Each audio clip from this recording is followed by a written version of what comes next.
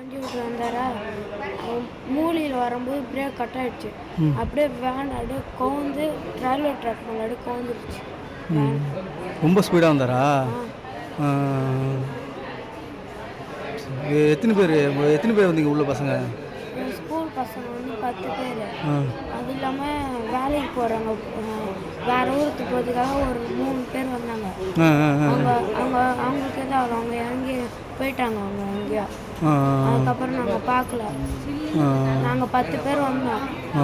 ஒருத்தன் வந்து வீட்டுக்கு போயிட்டாங்க. அவங்க திரும்பி வந்துட்டு இருக்காங்க. நீ என்ன படிக்கிற? நீ 9th ஸ்டாண்டர்ட். சரி, பிரேக் பிடிக்கல. பிரேக் கட்ட வச்சோம். அவன் டிரைவர் பேர் என்ன? சேகர். டிரைவர் வந்து வேகமாக வண்டி விட்டு வந்தாரா,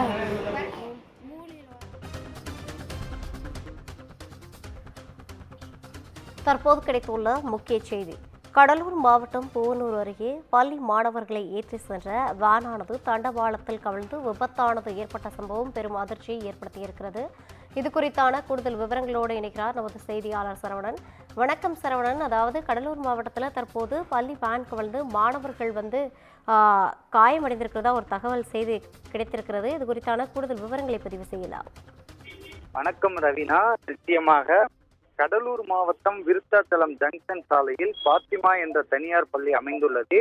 இப்பள்ளியில் பயிலக்கூடிய மாணவர்களின் பெற்றோர் தங்களது பிள்ளைகளை பள்ளிக்கு அனுப்புவதற்காக தனியார் வாகனம் எடுத்து அதன் மூலமாக பள்ளிக்கு அனுப்பி வருகின்றன.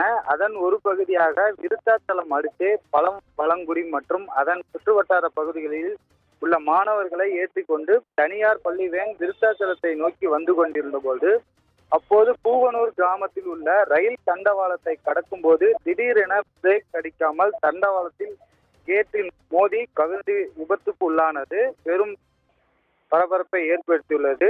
இதனால் வேனில் இருந்த மாணவர்கள் அலறல் சத்தம் கேட்டு அக்கம் பக்கத்தினர் வேனில் இருந்தவர்களை உடனடியாக மீட்டு ஆம்புலன்ஸ் மூலம் விருத்தாச்சலம் அரசு மருத்துவமனைக்கு கொண்டு சென்றனர்.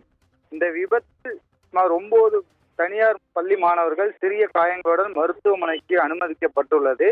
சிகிச்சையில் தற்போது இருந்து வருகின்றன. இந்த சம்பவம் அப்பகுதியில் மிகுந்த பரபரப்பையும் ஏற்படுத்தியுள்ளது.